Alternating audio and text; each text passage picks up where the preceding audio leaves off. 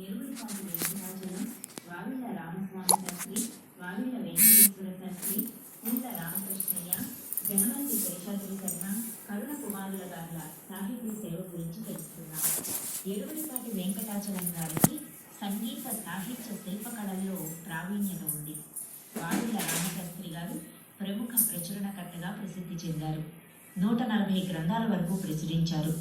వీరి తనయులైన వావిళ్ళ వెంకటేశ్వర శాస్త్రి గారు సంస్కృత, ఆంగ్ల, తమిళ గ్రంథాలను కూడా అచ్చువేశారు. తులసీదాస రామాయణాన్ని, బాలగంగాధర్ తిలక్ గారి గీతా రహస్యాన్ని ఆంధ్ర భాషలో ముద్రించిన ఘనత వీరిది.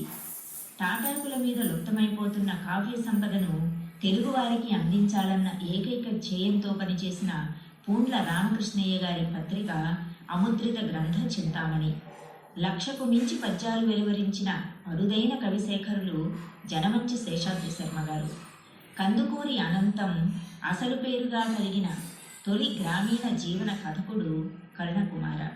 స్వప్న జగత్తులో విహరించే కథకుడుగా కాకుండా పీడిత ప్రజల కష్ట నష్టాలను ఆర్తితో, ఆర్ద్రతతో చిత్రించిన మొదటి తెలుగు కథకుడు కరుణకుమార. వీరందరి గురించి నెల్లూరు సాహితీ ప్రముఖులు శీర్షికన డాక్టర్ కె గిరిజాలక్ష్మి గారి మాటల్లో విందాం. దాదాపు 1000 ఏళ్ల చరిత్ర గల మరో శ్రీరంగంగా ప్రసిద్ధికెక్కిన శ్రీ రంగనాయక స్వామి ఆలయమన్నా, దాని చరిత్ర గుర్తుకు వచ్చిన నెల్లూరు ప్రజల మనస్సుల్లో మిగిలే మహనీయుడు ఎర్రగుడిపాటి వెంకటాచలం పంతులు గారు. నెల్లూరు జిల్లా కందుకూరు తాలూకాలోని కరేడు గ్రామంలో అప్పయ్య, రఘువతమ్మ దంపతులకు 1801 సెప్టెంబర్లో జన్మించారు. సంస్కృతాంధ్రాలతో పాటు జీవికకు కావలసిన ఇంగ్లీషు, పార్సీ భాషలను కూడా నేర్చుకున్నారు. చదువు పూర్తి కాగానే 1824లో నెల్లూరు జిల్లా అదాలత్ కోర్టులో గుమాస్తాగా, శిరస్సుదారుగా, ఆ పైన కలెక్టర్ గారి కార్యాలయంలోనూ పనిచేశారు. ఆధ్యాత్మిక భావ సంపన్నులైన పంతులు గారు సింహపురిలో వెలసిన తలపగిరి రంగనాయక స్వామి చరణ పంకజ సేవాపరాయణులై ఆ స్వామికి ఎన్నో కైంకర్యాలు చేశారు. రంగనాథుని ఆలయ గాలి గోపురం, రంగనాయకులపేటలోని చిత్రకూటం, రంగనాథుని పుణ్యకోటి విమానం, సత్రం, రాయాజీ వీధిలోని శంకరమఠం, వేదగిరి నరసింహస్వామి ఆలయంలో రథం లాంటివెన్నో నిర్మించారు. బహుకుటుంబీకులైన నిరత అన్నదాన తత్పరులుగా ఉండేవారు. రంగనాయక స్వామి గాలి గోపుర నిర్మాణం నెల్లూరు చరిత్రలో మర్చిపోలేని గొప్ప దైవానుగ్రహం గల సంఘటనగా చెప్పదగ్గది. గోపుర నిర్మాణానికి రాళ్లను జొన్నవాడ నుండి పెన్నా నది గుండా తీసుకురావడానికి ఎందరో ఎన్నో విధాలుగా శ్రమించినా సాధ్యం కాలేదు. ఈ విషయాన్ని తెలుసుకున్న వెంకటాచలం గారు స్వయంగా వెళ్ళి రంగనాథుణ్ణి కన్నీటితో ప్రార్థించి కార్యభారం స్వామి మీదనే మోపి పెన్నా నది ద్వారానే రాళ్లను తెచ్చి గోపుర నిర్మాణం కావించారు. గోపురం మీద ఉండాల్సిన విగ్రహాలను, వాటి అంగ విన్యాసాలను కాగితం మీద రాసుకుని సరిచూసుకుని ఆ తర్వాతే శిల్పాలు తయారు చేయించారు. అందుకైన శిల్పశాస్త్రాన్ని కూడా అధ్యయనం చేశారట. ఈ రోజున మనం చూస్తున్న రంగనాయక స్వామి గోపుర నిర్మాణం వారు కావించింది. ఇక పంతులు గారి కవిత్వ విషయానికి వస్తే, ఆయన రచించిన ప్రబంధం విష్ణుమాయా విలాసం. సుమారుగా 1711 గద్య పద్యాలతో 5 ఆశ్వాసాలుగా వింగడింపబడి ఉన్న ఈ గ్రంథంలో అత్యద్భుత కథా సన్నివేశాలు, సంభాషణలు ఉన్నాయి. ప్రాచీన ప్రౌఢ ప్రబంధ పద్ధతిలో వర్ణనా విన్యాసంతో, చిత్రకవిత రీతులతో, శ్లేషాద్య అలంకారాలతో విలసిల్లింది విష్ణుమాయా విలాసం. ఇక రాసక్రీడ అనేది పంతులుగా రచించిన యక్షగానం. దీన్ని బట్టి వీరికి సంగీత శాస్త్రంలోనూ విశేష పరిచయం ఉన్నట్లు విదితమవుతుంది. 1874 అక్టోబర్ నెలలో 4-5 రోజులుగా కురిసిన భారీ వర్షాలకు పెన్నమ్మ ఉగ్రరూపం దాల్చి సొంతపేట వరకు నీటి ప్రవాహం చుట్టుముట్టిందిట. రంగనాథుని మూల విరాట్టు మునిగిపోయింది. ఈ వార్త విన్న వెంకటాచలం గారు గంటలోపే తనువు చాలించారు. ఇట్లా తమ జీవితాన్ని రంగనికే అంకితం చేసుకున్న పంతులు గారు ధన్యజీవులు. ఆ తర్వాత చెప్పదగిన నెల్లూరీయులు, ప్రసిద్ధులు, ప్రచురణకర్తలుగా బాగా ప్రశస్తికెక్కిన వారు వావిళ్ళ రామస్వామి శాస్త్రి గారు, వావిళ్ళ వెంకటేశ్వర శాస్త్రి గారు. చేతివ్రాత పుస్తకాలను చదువుకునే దినాలలో రామస్వామి శాస్త్రుల వారు ముద్రణాలయాన్ని స్థాపించి చదువుల కష్టములను నివర్తింపచేసిరి అని సిపి బ్రౌన్ చేత ప్రశంస పొందారు. తాళపత్రాల్లో దాగి ఉన్న తెలుగు సాహితీ విజ్ఞాన రత్నాలను వెలికి తీసి వాటి తేజాన్ని వ్యాప్తి చేసిన మహనీయులు రామస్వామి శాస్త్రి గారు. చెదలు పట్టిన తెలుగు సాహిత్యానికి చిరంజీవితం ప్రసాదించారు. నెల్లూరు జిల్లా నేటి విడవలూరు మండలంలోని వావిళ్ళ గ్రామంలో 1812వ సంవత్సరంలో రామస్వామి శాస్త్రి గారు జన్మించారు. తండ్రి గారు శిక్షణలో కొంత విద్య నేర్చుకున్న తర్వాత గట్టుపల్లి శేషయ్య శాస్త్రి, ఉడాలి శేషోపాధ్యాయుల గారి దగ్గర వేదాధ్యయనం కావించారు. తర్వాత చెన్నపురి సంస్కృత పాఠశాలలోనూ మైసూరులోనూ తమ విద్యకు వన్నెపెట్టుకున్నారు. శృంగేరి పీఠాధిపతులైన శ్రీ సచ్చిదానంద నృసింహ భారతీ స్వామి వారి అనుగ్రహంతో చెన్నపురిలో శృంగేరి మఠ బాధ్యతలను తీసుకున్నారు. మొదట వివేక రత్నాకరం అనే అచ్చుకూటాన్ని స్థాపించారు. కొన్ని పరిస్థితుల వల్ల దాన్ని వదిలి ఆది సరస్వతి నిలయం అనే ముద్రణాలయాన్ని నెలకొల్పారు. వావిళ్ళ వారు ప్రచురణలకు రాకముందు ఏ గ్రంథాన్నైనా కేవలం మూల గ్రంథాన్ని అచ్చువేసేవారు. కానీ శాస్త్రి గారు తాను అచ్చువేసే ప్రతి గ్రంథానికి టీకా, తాత్పర్య, వ్యాఖ్యాన వివరణలను పండితుల చేత రచింపచేసేవారు. దక్షిణ దేశ ప్రతులను పరిశీలించి పరిష్కరించి రామాయణ, భారత, భాగవతాలను ముద్రించారు. ఇంకా మద్రాసు, తంజావూరు, మైసూరు ప్రాచ్య లిఖిత పుస్తక భాండాగారాలలోని వ్రాత ప్రతులకు, తాళపత్రాలకు పండితుల సాయంతో శుద్ధ వ్రాత ప్రతులను తయారు చేయించి పాఠాలను నిర్ణయించి పరిష్కరించి ముద్రణకు సిద్ధం చేశారు. ఉత్తర భారతదేశంలో హిందీ, సంస్కృత సాహిత్యాలకు చౌకాంబ, గీత మొదలైన ముద్రాక్షరశాలలు ఎట్లా సేవ చేస్తున్నాయో సంస్కృతాంధ్రాలకు దక్షిణ భారతంలో వావిళ్ళ వారు అట్లాంటి సేవ చేశారు. వావిళ్ళ ముద్రణలో మరొక ముఖ్య విశేషం ఏమిటంటే తెలుగు లిపిలో సంస్కృత గ్రంథాలను, వాటికి టీకా తాత్పర్యాలను ముద్రించి నాగరి లిపి చదువుకోలేని వారికి కూడా విద్యాభిక్ష ప్రసాదించారు. తప్పులు లేకుండా అచ్చు వేయడం కూడా వారి ప్రత్యేకతే. తెలుగుదేశంలో వ్యాప్తిలో ఉన్న గ్రేట్ ప్రైమర్ అనే టైపు మొదట కనిపెట్టి అక్షరాలను ముత్యాల సరాలుగా తన సొంత పౌండ్రీలో పోతపోయించిన వారు రామస్వామి శాస్త్రి గారు. ఇంగ్లీషు బాడీ అనే 14 పాయింట్ టైపును స్వయంగా సృష్టించి ముద్రణ కళకు శోభ కలిగించారు.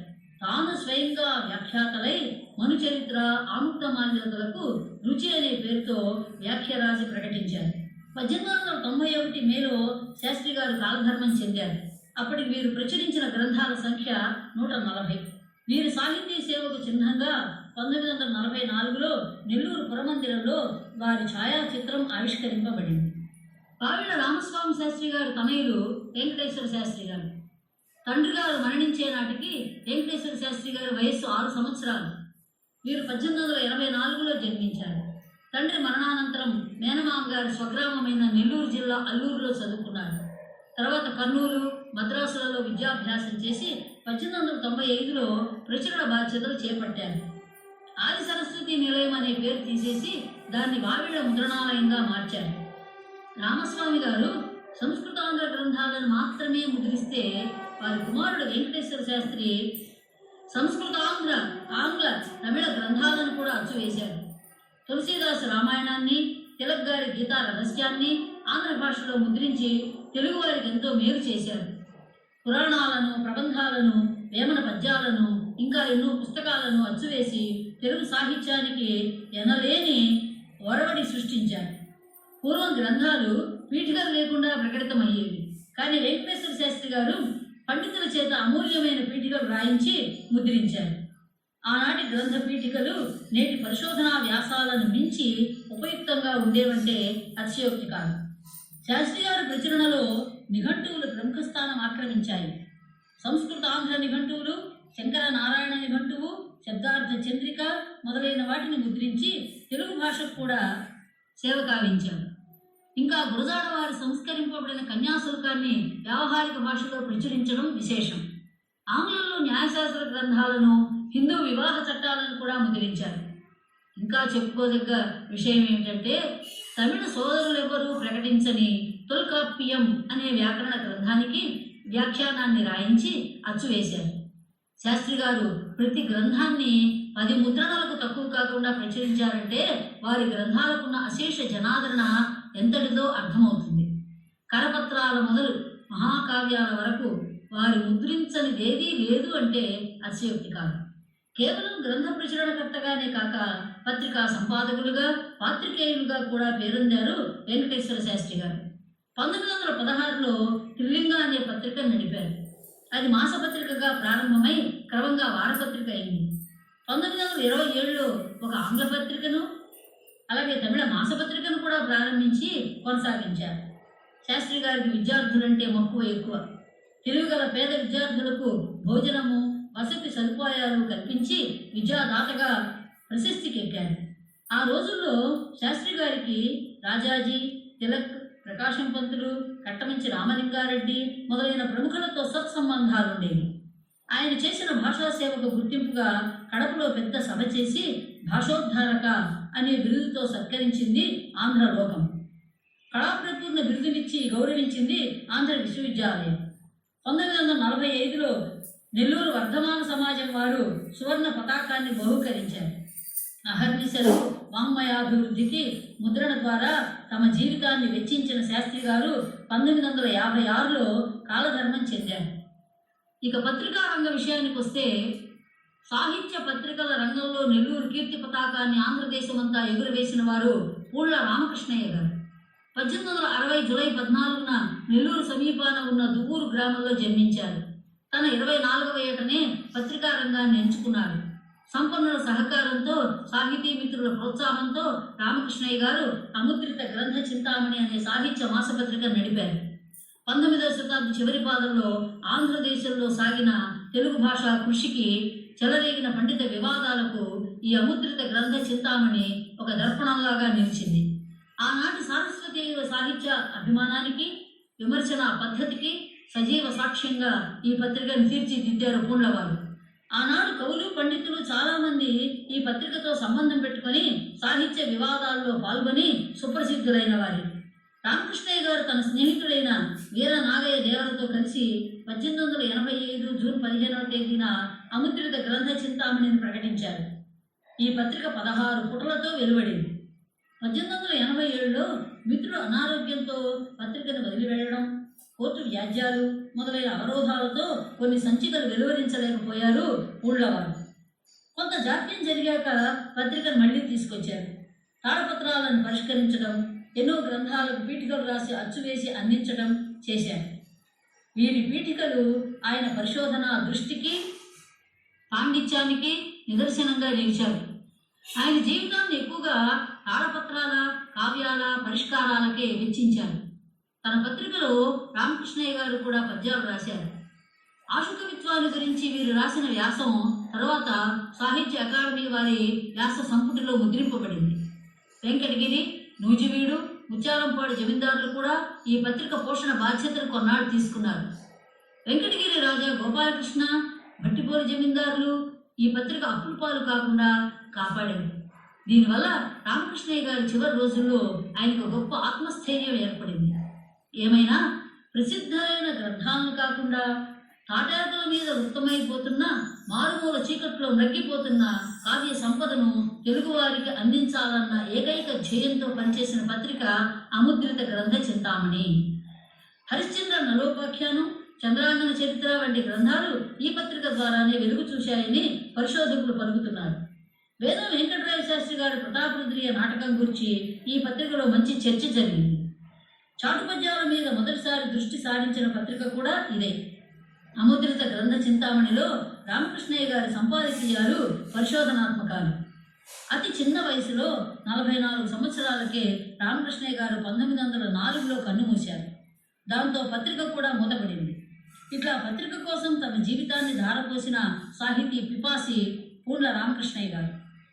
ఆధునికాంధ్ర కవులలో పురాణ వాంగ్మయం పట్ల మక్కువ చూపిన 4-5 పండితులలో జనమంచి శేషాద్రి శర్మ గారు ఒకరు. 1882లో నెల్లూరు జిల్లాలోని కలువాయి గ్రామంలో కామాక్షి సుబ్రహ్మణ్య శర్మ దంపతులకు జన్మించారు. నెల్లూరు జిల్లాలో చదువు పూర్తి కాగానే కడప మండలంలో ఉద్యోగం నిర్వహించారు. వీరు సంస్కృతాంధ్రాలు రెంటిలోనూ మంచి పండితులుగా ప్రసిద్ధికి ఎక్కారు. పౌరాణిక తత్వ పరిజ్ఞానంతో పాటు మంత్ర జ్యోతిష శాస్త్రాల్లోనూ చెప్పుకోదగ్గ విద్వత్తును సంపాదించారు. ఉపనిషత్తులు చదివి సూత్రభాష్యంలో పట్టు సాధించారు. అందుకే వీరికి కవితా వ్యాసంగం సులభతరమైంది. 1,00,000కు మించి పద్యాలు వెలువరించిన అరుదైన కవి శేఖరులు శేషాద్రి శర్మ గారు. ఆ రోజుల్లో అదొక గొప్ప సంచలనం. ఈ విషయాన్ని సింహపురి మండల సర్వస్వంలో బడి గురవారెడ్డి గారు ఉదాహరించారు. శర్మగారికి విశేషమైన దైవభక్తి. నెల్లూరు సమీపంలో పెనా నది తీరంలో వేంచేసి ఉన్న జొన్నవాడ కామాక్షమ్మ సన్నిధిలో నివసిస్తూ తపోదీక్షలో ఉండేవారు. ఈ ఉపాసనా ప్రభావం చేతనే వీరిలో పద్యరచన శక్తి పెళ్ళుపుకిందని ఆనాటి సాహితీ మిత్రులు వ్యాఖ్యానించేవారు. గంటకు 100 కొద్ది పద్యాలు రాసేవారు. వీరిలో కనిపించే మరొక గొప్ప గొడవ ఏమిటంటే ఎవరిని విమర్శించటం కానీ అహంకారంగా ప్రవర్తించటం కానీ వారిలో ఉండేవి కావట. ఇక శర్మగారి సాహిత్యాన్ని వివేచిస్తే వారి ముద్రిత కావ్యాలు 22 వరకు ఉన్నాయి.